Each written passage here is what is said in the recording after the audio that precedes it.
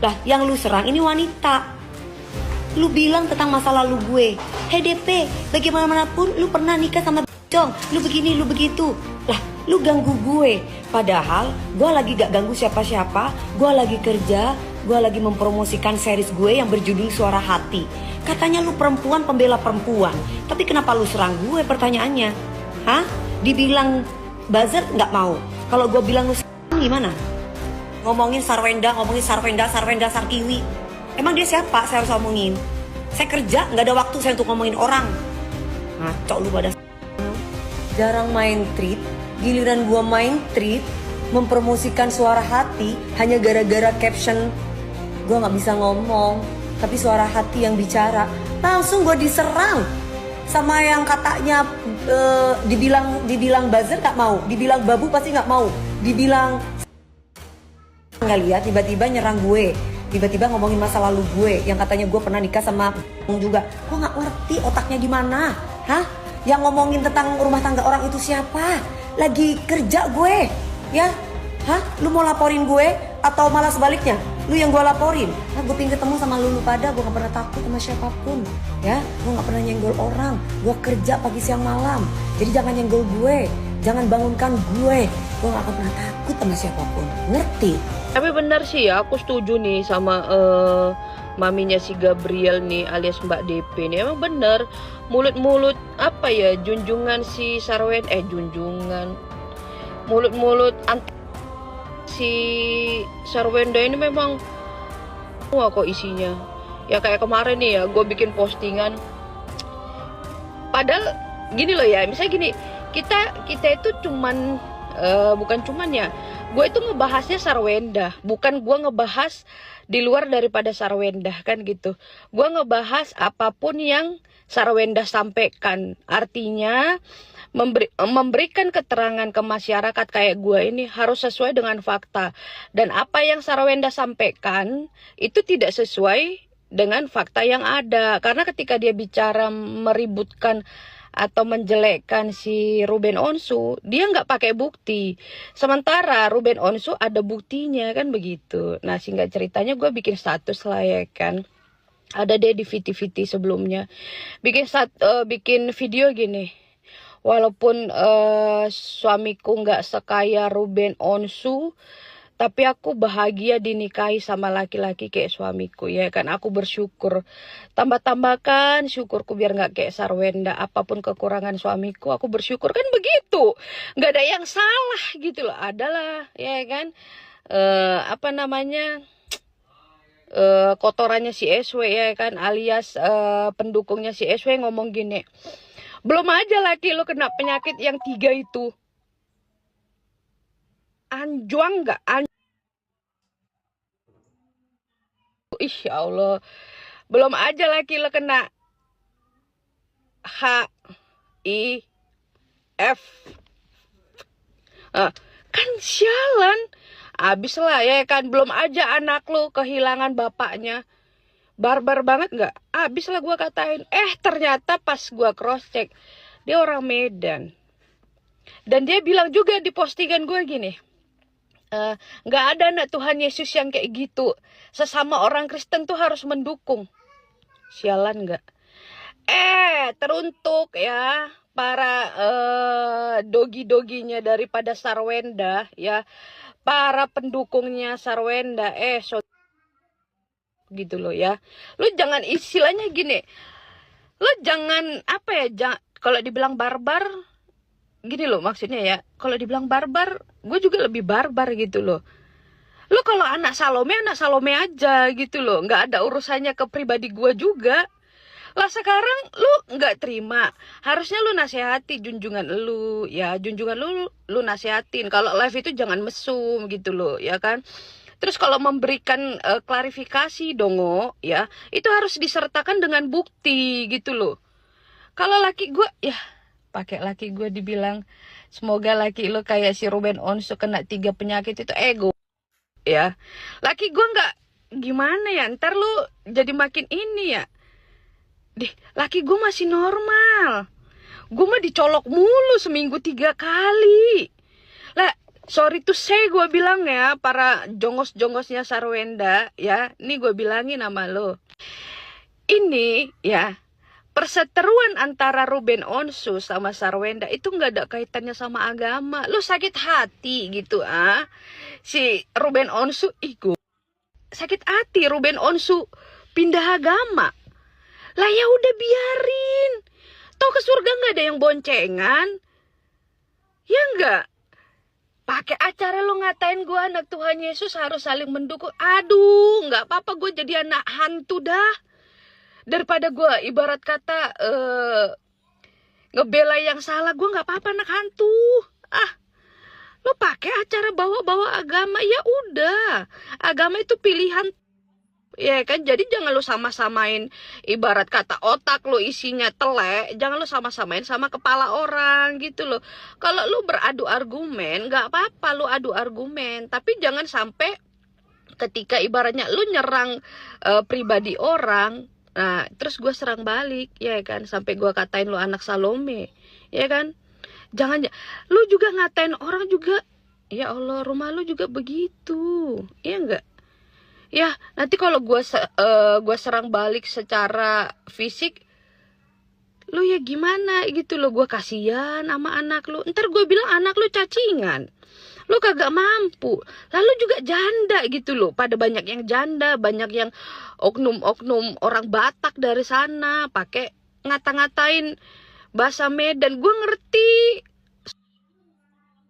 gitu loh.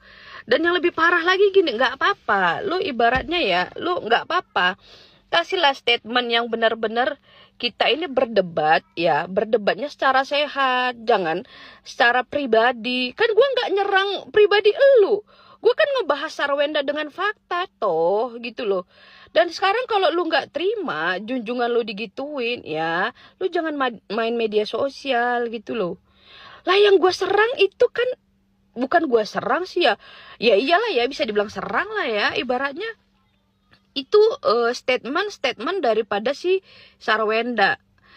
Gue sih seneng ya, gue nggak ada ngefans sama siapapun ya, tapi gue seneng sama Sarwenda itu, gue seneng dulu dia gimana gue seneng, adem liatnya.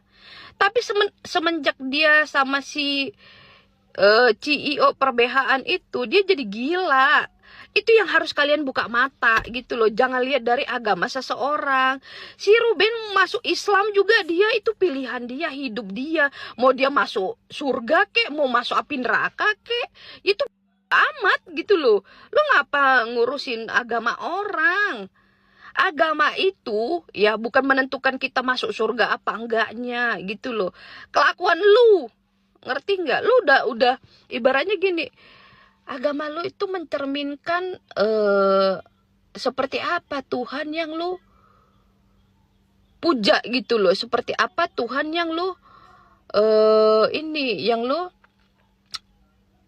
sembah gitu loh. Jadi jangan bawa-bawa agama dalam masalah si Ruben Onsu sama Sarwenda, ini nggak ada urusannya. Lu kalau punya agama juga, lu nggak bilang gitu juga sama orang dongo. Sama halnya seperti masalahnya si Sarwenda yang soal Gunung Kawi. Lu boleh lihat video-video gue ya, pemuja-pemujanya Sarwenda. Gue kagak pernah bahas Sarwenda itu ibaratnya ke Gunung Kawi numbalin bapaknya. Gue nggak pernah, karena gue nggak tahu cerita itu. Yang gue tahu gue sampein, yang nggak gue tahu ya gue nggak berani. Apa ya, yang gue tahu gue sampein, yang gue nggak tahu gue nggak berani ngomong apapun gitu loh, karena itu udah di luar daripada jalur dongo. Jadi lu pada sakit ini ya. Lo warga ikan buntel bawa lumut, apa gatal nih bulut. Gua tuh apa gatal mulut gua warga. Pengen gua bahas ini pernyataan dari pihak si Nyonya yang diwakilkan oleh Bapak Bohlam Lampu Taman. Ngapa? Yang terkait CCTV yang merong-merong itu si Nyonya katanya. Wah ya, kenapa itu si Nyonya merong-merong ketika di ujung pernikahan ya, ketika mau percerai-ceraian kayak begitu, kan udah ketahuan katanya kalau Babang RO ini tuh memang adanya perselingkuhan. Tapi si Bapak lupa Pak, jejak digital lupa pada zaman 2024 dulu. Bukannya Bapak sendiri yang membantah keras terkait adanya perselingkuhan tersebut? Nih Mpok ingetin lagi dulu dah. Ya. Nah, tuh, baca dah warga dari kompas.com tuh. Baca ya kan. Itu bukannya nama Bapak ya, Pak ya? Yang memberikan pernyataan bahwa tidak adanya orang ketiga atau perselingkuhan di antara RO dan Nyonya ketika bercerai. Begitu. Giliran sekarang digiring-giringnya RO seolah-olah memang benar berselingkuh. Sama siapa sih, Pak? Kalau emang benar berselingkuhnya, coba sepil dong, sepil. Jangan nyampe Kak Surya Utaka lagi yang jadi korban. Ya Allah. Udah gitu warga yang ngebikin gua lucu lagi apa? Katanya dulu tuh ya pihak Nyonya tuh udah benar-benar ngurusin RO ketika RO sakit, ditemenin, diurusin berbagai macam kebutuhan dan lain-lain.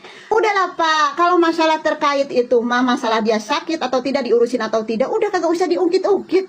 Soalnya bukan apa-apa nih Bapak ya. Nanti dari para gerombolan Subagio, kurcaci-kurcaci kayak begitu, suka ngomong bahwa pihak RO ini tuh suka ngungkit-ngungkit. Padahal mah bukan RO yang ngungkit-ngungkit, tapi lu pada yang pada ngungkit.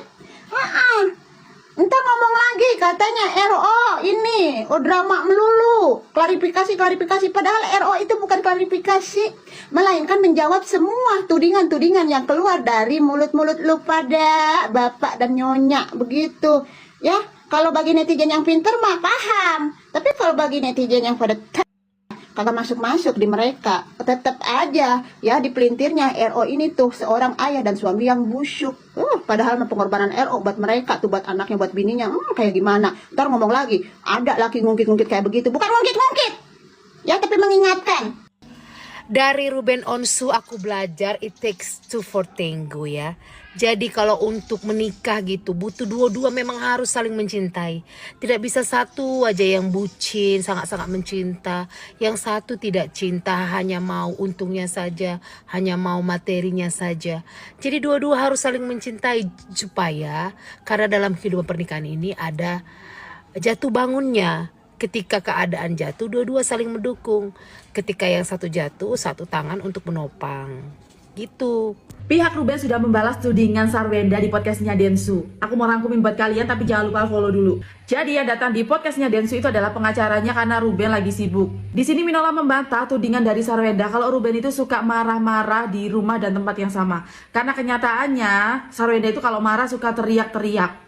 Dan itu yang bikin anak-anaknya terbangun dan seisi rumah terbangun saat mereka bertengkar.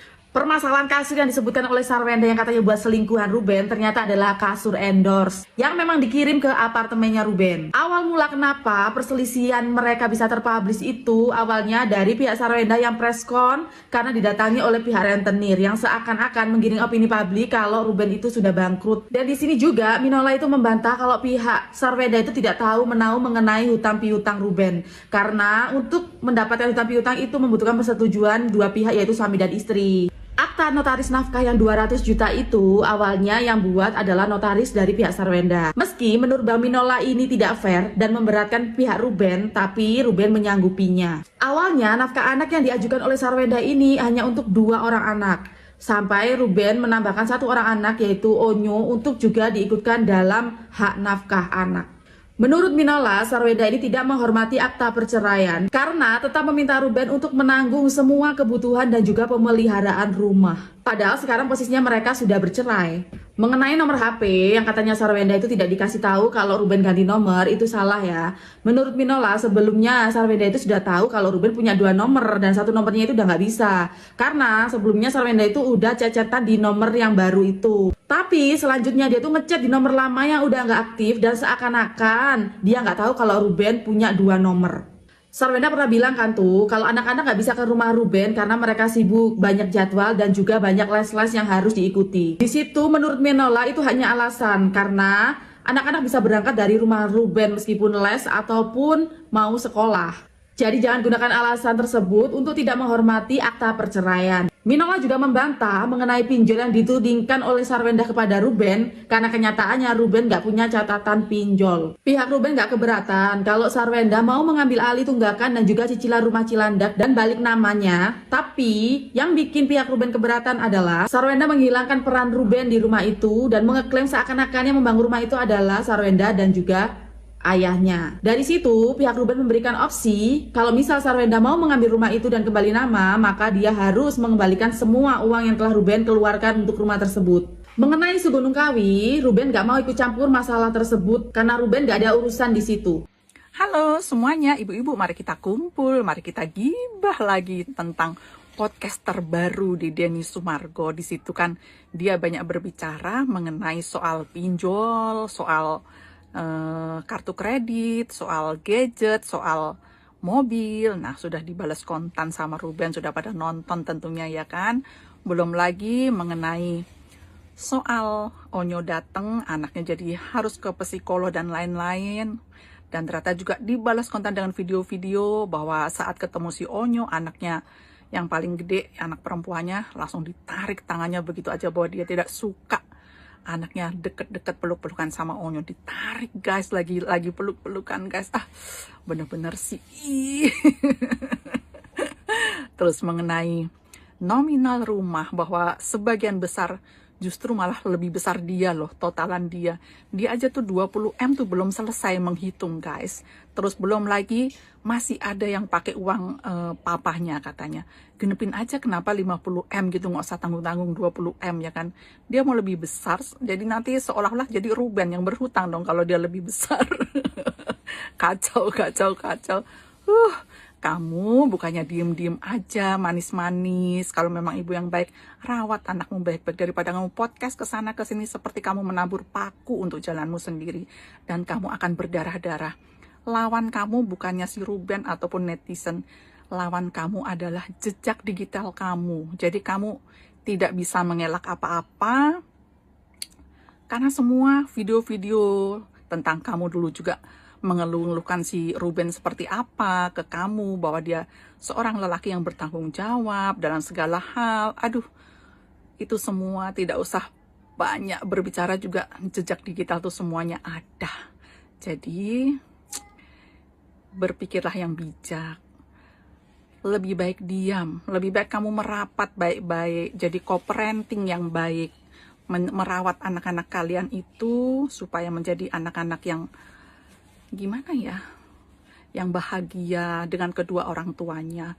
Banyak loh orang yang cerai itu. Kamu lihat Agnes Jennifer, Dilan, Tasya Farasha, banyak lagi lah ya. Itu mereka semua mendekatkan anaknya, walaupun mereka nggak sepenuhnya mendapat uang bulanan dan keperluan anak-anaknya. Tapi dia tahu pentingnya co-parenting, pentingnya tumbuh kembang anak bersama kedua orang tuanya. Dulu si Natali, sebagian netizen juga kesel karena dia bilang katanya hanya 25 juta uang nafkah. Tapi sekarang dia legowo, kadang juga dikasih 20, kadang 25. Tapi dia sudah ikhlas menerima dengan bahagia. Malah dia mendekatkan anaknya ke ayahnya. Harusnya seperti itu. Dan lihatlah tumbuh kembang anaknya pun berbeda. Anaknya tuh di luaran tuh, sorotan matanya tuh nggak bisa dielak kalau anak tuh bahagia atau tidak.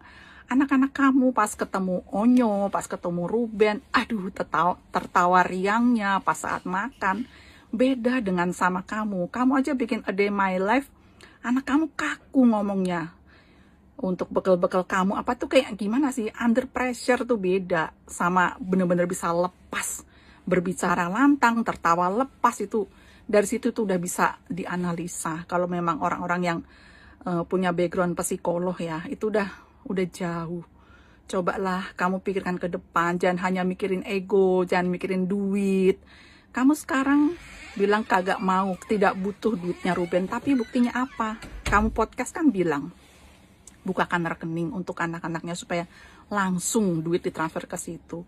Sebagai ayah, dia pasti mikirin untuk anak-anaknya. Tidak usah diarahkan. Mau buat siapa lagi seorang ayah kalau bukan buat anak-anaknya. Semoga kamu makin sadar, ke depan makin baik, supaya anak-anak kamu pun bisa tumbuh kembang baik. Coba dipikirkan kembali, anak kamu dibully di sekolah tuh dari siapa? Apakah dari ayahnya atau dari kelakuan mamahnya yang dengan live yang tidak senonoh, yang kesundul tongkat CEO sampai njondel bokongmu itu. Serem. Kang Ruben, saya ngomong aja namanya ya, karena tidak bermaksud untuk memfitnah atau membuli, hanya bicara soal fakta karena saya juga seorang ibu, tahulah rasanya bagaimana menjadi seorang ibu. Apalagi dalam masalah ini selalu soal anak-anak. Kalau memang benar-benar memperjuangkan soal anak, please deh selesaikan secara kekeluargaan dengan baik-baik. Bukan selalu membuat statement di media dari A sampai Z semuanya dibongkar. Ini rekam jejak digital nanti bukannya malah mempengaruhi psikologi anak. Apalagi Thalia dan Tania itu kan sekarang sudah mulai beranjak bertumbuh ya. Mereka udah paham, pasti mereka baca. Dalam diamnya mereka, anak-anak itu tidak banyak bersuara tapi memendam luka. Seorang psikolog apakah bisa ya melihat fakta ini? Please deh. Gini, soal rumah itu, ya sekarang rumah itu sudah ditinggalkan, tapi lagi diungkit. Ini rekam jejaknya untuk pernyataan Ko Ruben sendiri tentang rumah itu, bahwa rumah itu juga ada hasil keringat dari Sarwenda. Jadi aku baru dengar berita hari ini ya, kenapa dia cuma minta rumah satu yang paling gede, dan dia tahu itu juga masih hutang gitu kan, karena dia mengerti pasti nanti Ko Ruben juga akan menjual rumah-rumah kecil lainnya untuk melunasi gitu loh si rumah badai besar ini. Pinter ya gengs, inilah motonya adalah memeras orang itu harus sampai terus gitu ya, memanfaatkan to the maximum. Sikat. Saya cuma mau bilang sama kalian, tetap semangat, tetaplah kuat, tetaplah jadi batu karang yang teguh, dan tetaplah jadi garam dan terang dunia dimanapun kalian berada. Kami, para Sargio, akan masih terus mendukung kalian berdua dengan penuh cinta kasih tulus tanpa mengharapkan apapun. Tujuan kami seperti di awal, mengawal kalian sampai halal. Dengan adanya pemberitaan-pemberitaan di luar sana yang mungkin menyudutkan kalian berdua, tapi kami yakin dan percaya bahwa setiap orang pernah melakukan kesalahannya. Kami melihat kalian berdua itu sebagai sosok yang satu sama lain saling mengasihi dalam keadaan apapun. Dan kami ini nyata manusia, bukan roh halus. Ya, kami ada, ya. Kami tidak pernah dibayar atau meminta bayaran dari manapun untuk memberikan dukungan kami bagi kalian berdua. Itu murni tulus dari hati kami. Saya melihat seorang Sarwendatan itu adalah wanita yang sangat luar biasa, ibu yang sangat luar biasa. Bagi saya, tidak ada seorang perempuan yang kalau ditaruh di posisi dia akan kuat seperti itu. Dan bagi saya, Giorgio Antonio adalah sosok lelaki seperti baja, seperti batu karang yang teguh, yang tetap akan selalu berdiri di samping perempuan yang dia cintainya. Bagi kami, kalian selalu membawa positive vibes, memberikan cinta kasih, menyalurkannya lewat sosmed. Itu membuat kami mengerti arti dari saling mengasihi, saling mencintai, dan saling menghormati. Dengan keadaan yang terjadi 2 bulan ini, bukannya meruntuhkan kami untuk tidak mendukung kalian, tetapi membuat kami semakin yakin, semakin semangat untuk memberikan support untuk kalian berdua. Saya cuma berpesan, kita semua ada di sini, kita semua nyata, kita semua bukan roh halus. Serahkanlah segala kekhawatiranmu pada Tuhan, karena kalian berdua adalah manusia pilihan Tuhan.